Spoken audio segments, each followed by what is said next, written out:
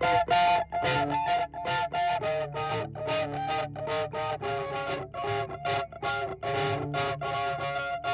to Soundbite, the podcast where we talk to interesting people in the Maritimes about their stories, specialties, and insights. I'm Caitlin Dutt, one of your co-hosts. And I'm Tim Porter.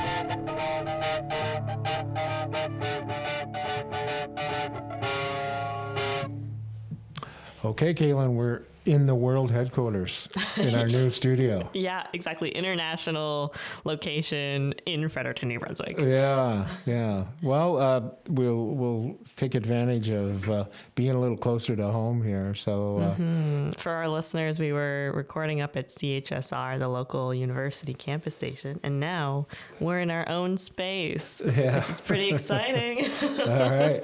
Well, who's our first guest? Yeah, so our first guest in our new space is Chris Treadwell. Chris Treadwell is the academic director at East Coast Leadership Academy, and he served as a principal for 31 years across schools and worked as the assistant deputy minister for the New Brunswick Department of Education and Early Childhood Development. Yeah. Welcome, Chris. Welcome, Chris. I'm pleased to be here. Thank you for inviting me. I remember I first heard Chris's name when he was principal in Fredericton at Park Street across to the river in Fredericton. You were quite well known in the city at that time, and then we worked a little together. And when you went to the Department of Education, and now you're out on your own doing a different thing. So tell us a little bit about that path from public education over to what you're doing now. I've always been a great believer in the importance of education. And when my public career ended, I didn't want my career in education to end. So I looked around to see what could I do to maintain the wonderful opportunity to educate kids.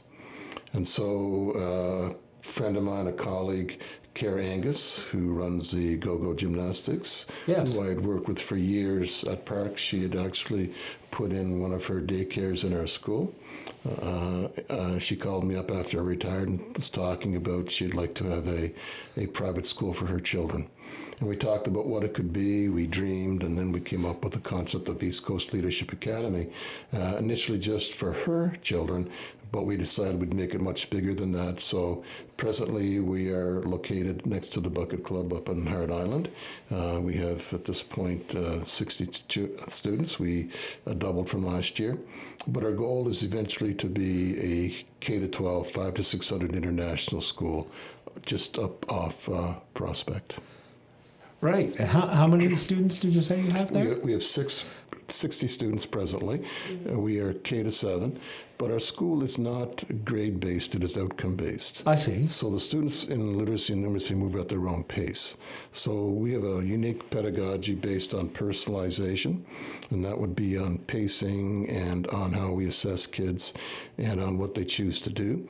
Also, it is experiential. We do a lot of work with the idea that kids should be able to show how they learn and not just learn inside a school setting.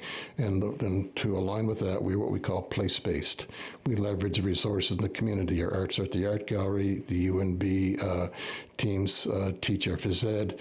We have multiple what we call community partners and mentors. So the concept is that a person with a BED is important, but really you should be leveraging the whole assets of your community. Our kids get exposed to really brilliant, passionate people pass on their passions to our kids. So it's a unique experience and one that I feel very proud to be part of because I feel the children coming through this educational approach are going to get a better shot at life. And so what sort of classes do you offer? Do you still do like the math, English, science sort of structure in that way, or is it different? Right. It's similar when it comes to the type of topics being taught. What's different isn't how we do it.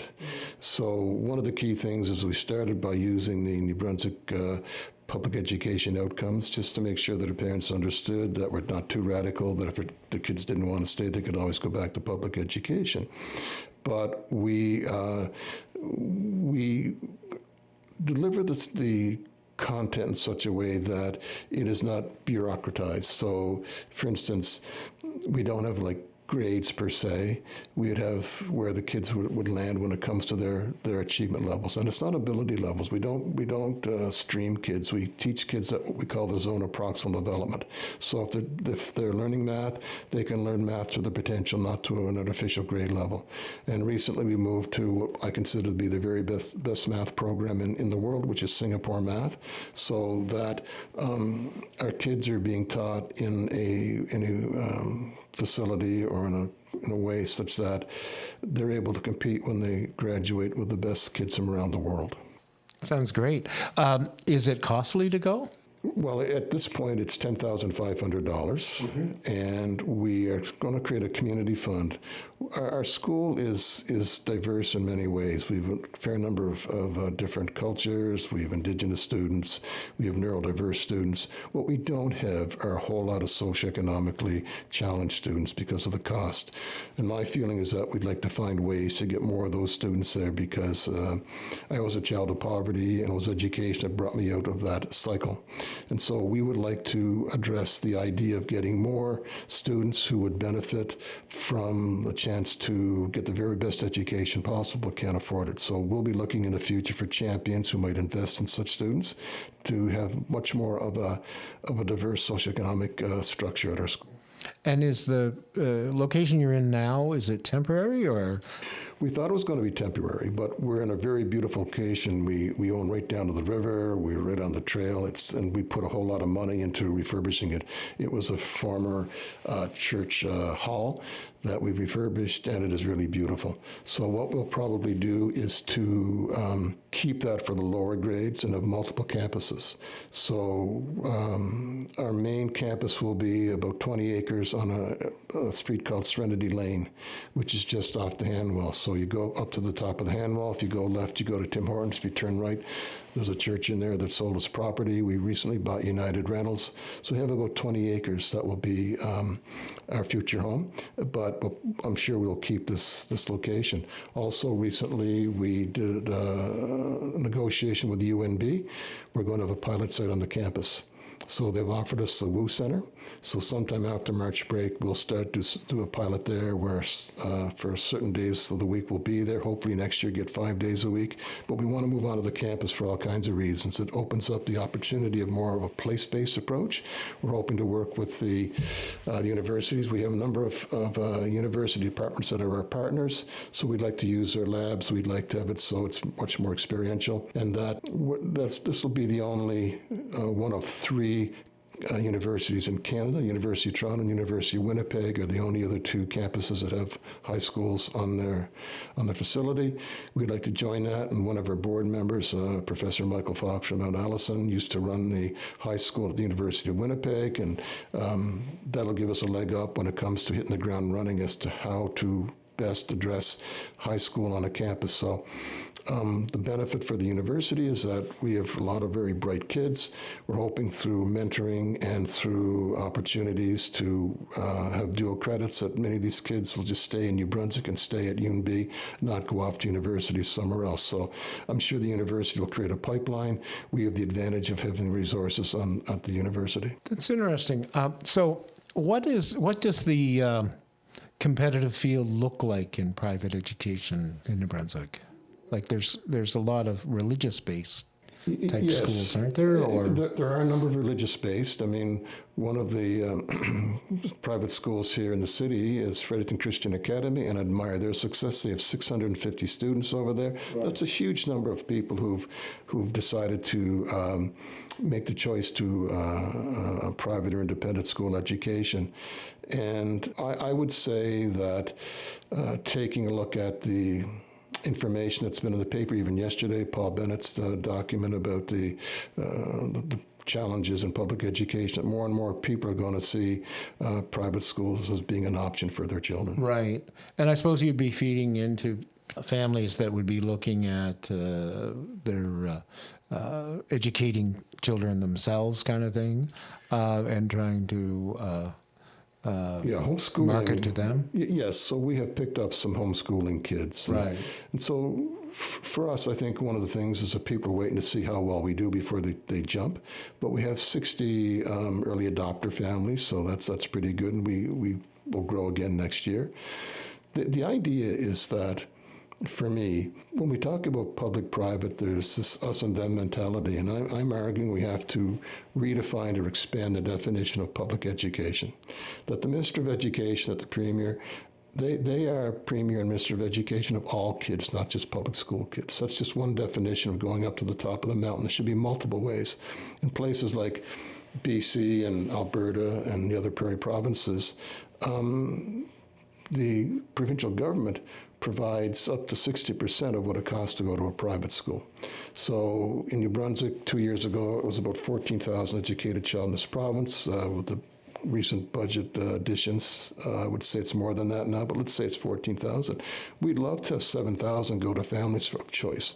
And that choice could be for homeschooling, it could be for a type of private school, but start to break up the monopoly and have it so that there's choice and that people are able to choose the best learning environment for their children, especially the disadvantaged. Parental choice should be a consideration so that more and more kids have an opportunity to be put in a learning environment that's best for them. If it's public school, great. And the concern that private schools will destroy public schools is catastrophizing. That's never happened anywhere that I'm aware of. And I just think choice in New Brunswick would be a great way to start to innovate, to start to get more accountability, and start to have it so that our children can use an education system to break the cycle of poverty and to be competitive in a world environment. So you've been in the education sphere for quite a while, as principal within the school's ADM and in the education department, and now in your current role with the East Coast Leadership Academy. So I wanted to ask you, just historically, what are kind of the consistent challenges that the education system has faced in your view? I would say one of the biggest would be low expectations. We continue to have some of the lowest scores in Canada, and yet I don't see a sense of urgency. I don't see a sense of crisis. I don't see any kind of understanding that K-12 education is the foundation of the economy. And if our students can't read, write, do math, and are not good employees, then our kids are at a big disadvantage. So I see it it's not the teachers. The teachers in this province, I've worked with hundreds over my 40 years or so of being an educator. You can't blame the teachers. They're doing their best in a system that's challenging. A lot of homes that are not predisposed towards learning, a strongly bureaucratic system. A system has to evolve. So those are systemic problems that our teachers face in moving our education forward. But really, to me, education should be all hands on deck. And the business community and the geographic community should be much more involved and have a stronger voice in how education is run. And right now, there's basically two legs to the stool. That is the bureaucratic and the political. We need a much stronger community voice. So if the problem isn't with the teachers, where do you think the solutions lie for literacy and numeracy in this province? I think we have to get serious about doing things differently. And rather than tinkering and just saying, okay, we're going to try a new curriculum or do something which is playing around, we need some deep thought about what we're going to do the deep change. And that means that when I was ADM, just before I retired, I tried to create a secretariat that would bring together many, many voices to say, okay, education is more than just the challenge of teachers and educators. It is a communal issue. And so in Ontario, they created a secretariat to take a look at how they're going to improve their literacy scores, and it was a huge success. Like, we know how to educate kids. It's not that we don't know. It's just that we don't do it. And so because we tolerate low expectations, we get results back, and people wring their hands for a while and say, okay, we did poorly, but then nothing really happens until people get serious about there's some life behind that poor test score. For instance, the latest results for grade 5 math, I think, are around 45% for the province. So, 55% of your kids are not at grade level. And once kids are broke, they're really hard to fix. So a lot of those kids are not going to be able to be doing math at a level they should. And I saw one school's results in Fredericton, and I know the principal and this individual is a good educator. 80% failure rate in grade 5 math, okay? those 80% of those kids who failed, already the doors are shut for many jobs, because if you can't do math, you can't get into many fields. So already the prognosis for a lot of kids is like, where are you going to end up? And I often tell people that when I grew up in a mill town, and people wanted to go to the mill. And at the time that I graduated, people could quit school or graduate and get a chainsaw work on a skidder. Those days are gone. So my first job was a foreman on a pulp mill. The mills are gone now. You go home and you see fields. The economy's changed, but I don't think we've had the great thought leaders to say, how should education change to accommodate the new economy? So when you ask about the challenges, one is a big mindset change that we have to have in New Brunswick. I mean, we've kind of noticed the discussion of, the current Department of Education looking at kind of rearranging school structures, whether that may be, taking Fridays off or some sort of like other restructuring of potentially grade levels. Would you think that if the public education system was maybe a bit more Flexible? I guess, yeah, flexible in terms of seeing students progress, or how they structure their teaching Time. processes and time? Yeah. Do you think that would change anything? It would change if it was a deep change. If it's this tinkering thing, it doesn't work. You mentioned shorter weeks. My understanding is that the 4-day week is primarily a way to attract teacher and for teacher retention. And that's fine, but what about all the students on that day? Where do they go? For a lot of families, that's extra cost. For a lot of people, that's, the kids are wandering around doing who knows what. Whether or not that's going to be the kind of deep change I'm talking about, I would doubt it. I think there has to be the concept that there are very good schools in this province who are doing really well. There are really good teachers in this province who are doing really well. We need to find those teachers, those schools, and we have to address their best practices. You don't need to go to Chicago or Singapore to find out what best education is like. It is here, and it's here in our context. So it's often hard to translate what's happening in Estonia or Singapore and bring it to New Brunswick, but if you got good teachers in Heartland or good teachers in Moncton or somewhere, we should be doing that. So one of our goals at ECLA is to do that. So the old mindset of a private school is that it's a school on a hill somewhere and you siphon off kids and whatever. Our goal is to get as many socioeconomically diverse kids at the school as possible through hopefully some government changes in how you fund education, because it's not just the teachers. The whole government has to make changes in how they want to address education. It's got to be a bigger mandate than, the schools change. There's got to be restructuring. So what we want to do, and we're already doing it, we're working with schools now to share our best practices. We share our resources because we have a fair amount of good resources. We're working with some of the priority schools in St. John, which are the poorer schools. We don't want to be isolated. I mean, I'm a New Brunswick patriot. Education was my ticket out of poverty. I was ADM for 4 years. I want to give back. So being in this role as an academic director of a private school is not about just a limited role. It's to expand best practices across the province. So our goal will be to maintain our own success, but to work with a consortium of schools on a willingness basis who really want to grow with us. And I'd like to see that being an aspect of the Department of Education. Find best practices, find the schools doing them, create consortiums. You can't mandate it, but it's got to be where it's iterative, where schools grow together and you create a whole new way of doing it. Just mandating everybody's going to do thus and so has never worked. It implodes. I do have one question. You've talked about changing the funding model for education, but do you worry that trying to feed less money into the public education system is just going to make education worse for like 99% of the population? Well, that's a standard argument that private schools come along and siphon off money and ruin public education. I've not seen that happen. Look, the research shows that where there is a good private school near a public school, guess what happens? Public schools get better. And so one of the things is that there's got to be an understanding that there needs to be a form of collaboration. I can't see private schools anywhere destroying public education. It's just not going to happen.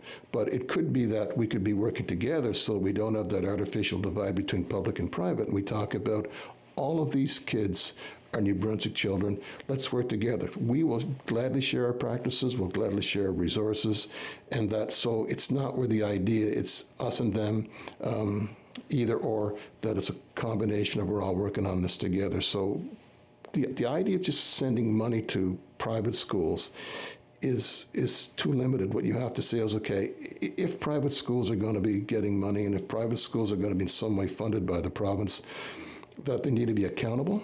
And that's why some private schools will never take government money, because they don't want that. Particularly some of the religious schools would never take money because of the oversight that goes with it. We want the oversight. We'll gladly open our doors. So I don't see it in any way ruining public education. I see it elevating it. Do you see this model being replicated in other locations? Well, we see it happening to some extent out west already. The issue is that in the east here, we've not had a history of private schools being connected to government funding, so it's a mindset. So we're hoping that because all of the things you see in the paper about the challenges that the province faces in elevating education means that they'll start to take a look at some bold and innovative ways of doing this. And hopefully the crisis we're facing now will mean that we'll take a more sophisticated look at how you innovate education, how you improve it for kids. Okay. Well, I think we're going to take a little break. Mm-hmm. Yeah. And We'll be right back.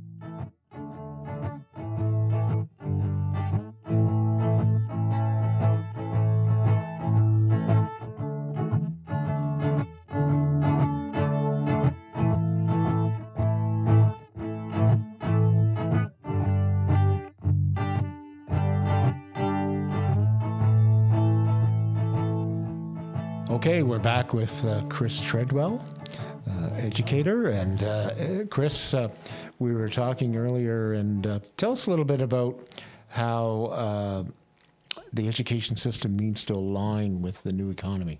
I've been a student of education around the world, and it's clear that where you have great education systems, you have great economies.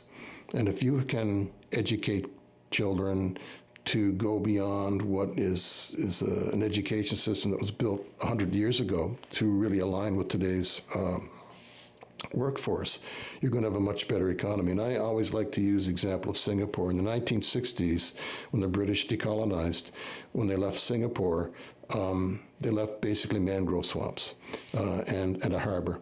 And when Lee Kuan Yew goes in there as the leader, he recognized they didn't have many natural resources except people, and he invested in people, and they built one of the best education systems in the world. And now look at their economy; it's huge, and they have nowhere near the types of resources that New Brunswick had. So what's wrong?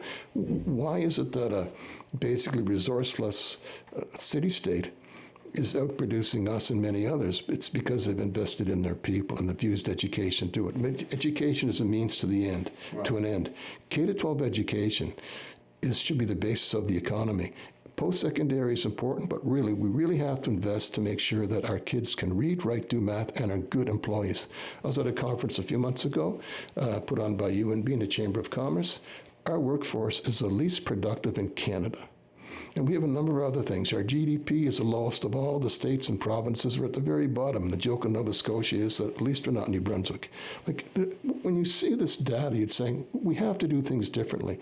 And so I'll be speaking to the Chamber of Commerce in a few weeks, and I want to talk about the idea of them having a education plan to talk, because when I was at Park Street, we had many brokers from Asian countries come and visit the school. Yes. And these are people coming in to seek out opportunities for wealthy or high-end professionals, because they were from Asia. They are not putting their children into a substandard education system. It is not happening for these people.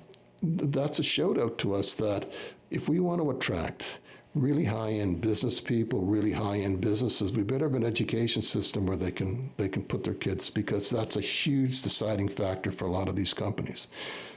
Yeah, I guess, speaking as a parent, you have your experience with your child, and a lot of times it's motivation. Kids, they're not sure what fields to study, and what things to pursue, and they need a little bit of guidance there. And I find sometimes with the system, it's very laissez-faire. They kind of leave it up to them to figure it all out, and maybe they do go on to post-secondary education, maybe they don't, that sort of thing. And they really need that kind of focus on what would be a good path and what would lead to a good end, because sometimes they just don't see it. Well, that's a good point. Some of that's cultural. When we've taken in students from Asia, they don't lack motivation. Yeah. Right from the get-go, they know that education is critical to their future, and it is so honored in their homes, right? Yeah. So it's something we got to take a look at here, but also we got to take a look at how we teach, how we motivate kids. So if you have a standardized curriculum, if you have a standardized approach, and everybody does the same thing, it's not that motivating. Some kids learn to play the game, they play school, they're good at it, but a lot of kids check out, right? So even if they pass, they're nowhere near their potential. So at our school, we're big on the idea of having kids discover their passions. And if they do well, they want to do more, right? Exactly, because what we're teaching them is what's important to them. So we personalize the curriculum based on the kids' interests and the projects that they want to work on. They got to apply their math, their literacy, their science skills. But it's this idea of having kids find passions and work towards that, as opposed to everybody's doing the same project. I mean, how many times in school has everybody been doing the same thing? Right. You think it works for everybody? Absolutely not. I've walked in and seen Santa Claus and turkeys, like everybody does the same thing. Right. If you want to motivate kids, don't standardize, personalize. Okay. Yeah, that's interesting. What sort of qualifications are you looking for in teachers at East Coast? That's a good question. Yeah. So all of our teachers are certified. And not only that, I believe we're the only private school that we go by the collective agreement. So whatever is being paid in public education, we pay our teachers the same amount of money. So there's no financial downgrade by coming to our school. We don't have churn, so we're paying people what the going rate is based on the union contract. So when we talk about people not having education backgrounds, it's not the teachers, it's the community partners. So if you're a doctor or you're a veterinarian, whatever, you may not have an education degree, but you have a passion for your subject. So we're blending both the teachers who often facilitate more than just give direct instruction, because the idea of content-driven, standardized education is out the window. I mean, you have to know content to make decisions, and you have to know content to be able to be innovative. But content is often found in many different ways. It's no longer the teacher is the person who has all the content. You can Google, you can go online. But the teacher needs to facilitate, because we have to teach our kids to be able to be aware of what's fake and what's accurate. And so there's a whole different set of skills today we have to be teaching our kids, because access to content doesn't mean it's accurate, and access to content could still mean that students use it in the wrong way. So between teachers being trained to teach, facilitating people from the community who have passions, it's a great blend rather than just having one approach, because education should be communal. Are there any other support type workers that work in addition? Yes. Unfortunately, we don't have a student services team because we can't afford it at this point. That's why I'd like to have a consideration of the government to start to at least partially fund private schools, so that we can have more EAs. The EAs we have now would be working with Indigenous kids, because Indigenous students can choose to put their money wherever they want to go. They can go to public school, they can go to their own community schools, or they can go to a private school like ours. So we have a significant number of Indigenous kids who can come because the federal government pays for them. And with that will come educational assistance. Okay. So I know that the provincial government recently came out with the results from their consultations for the education plan. Have you been keeping track on all that? Yes, I actually went to one of the consultation events. Okay, yes. So they have 7 priority themes that came out from these consultation sessions: literacy and numeracy, which you already talked about, educator capacity and quality, time and schedule flexibility, support systems, mental health and well-being, behavior management, and level-based learning. So just from your experience, like as a principal, as an ADM, do these resonate with you? Sure. They're motherhood and apple pie. Nobody's going to argue with those, but it's always in the implementation. We'll see how well those are implemented. Mm-hmm. Do you have any advice from your experience? Well, I think that there needs to be a in-depth discussion of what people really want to change. So when I went to the event, it was pretty well scripted. Okay, they had the questions and people answered them, and I didn't hear any profound responses to them. So I left thinking, I'm not sure what really came out of that. I do commend the government by at least listening and trying to have the consultations to get people's voice. But again, we know what good education is. We don't have to go ask anymore. We do know. The idea is, are we prepared to take the bold risks? Are we prepared to take the short-term pain for the long-term gain, to make the deep changes we're talking about, to change from standard, you mentioned, teachers want standardization.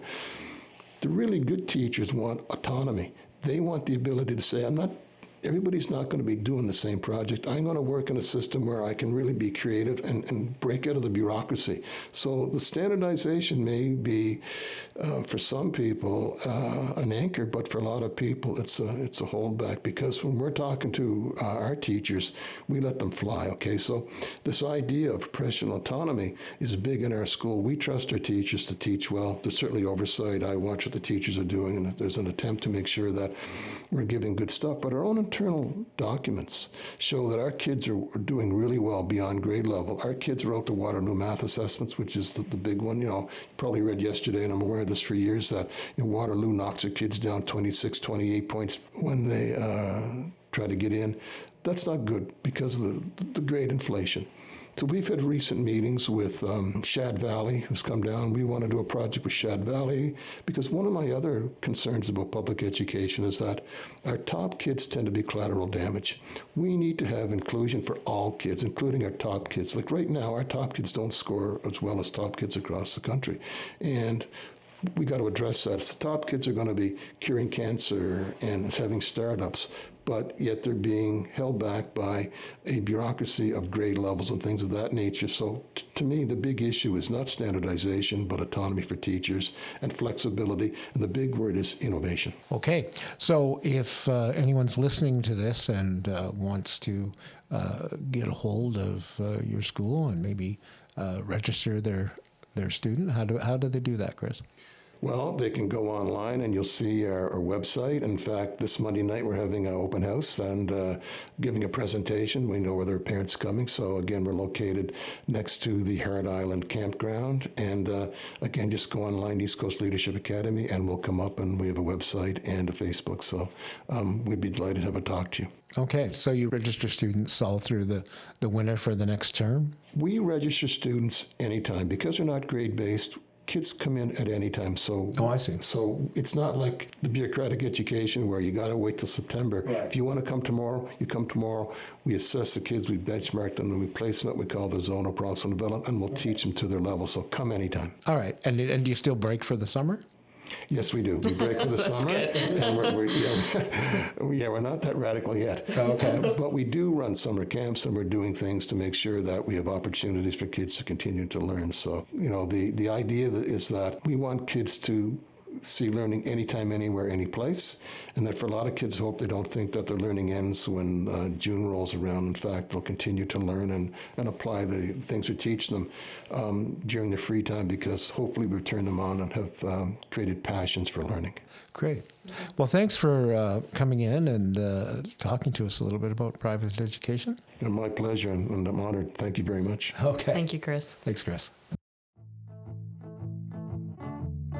Thank you for listening to Soundbite, a production of Porter O'Brien and CHSR 97.9 FM. Special thanks to our podcast host, CHSR, our sound editor, March Rojas Velasquez, as well as Adam Porter, who provided our theme music. You can find all our episodes on Spotify, Apple Podcasts, and YouTube Music under Soundbite. You can also follow and support us on Facebook, Instagram, and LinkedIn at Soundbite Podcast.